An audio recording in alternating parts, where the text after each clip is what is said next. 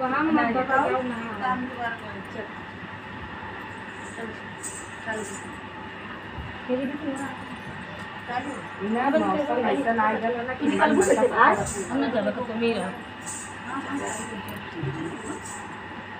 देखा भैया माँ जेठन बड़ी मोटवार है, लाइन कहावत है, याद आई है। और जैसे रहे वैसे कमेंट बताया कितनी मोट है। एक जनी ना दू जनी है। हाँ देखा बिंदुआ दीदी है ना। अरे चला बिंदु शर्मा।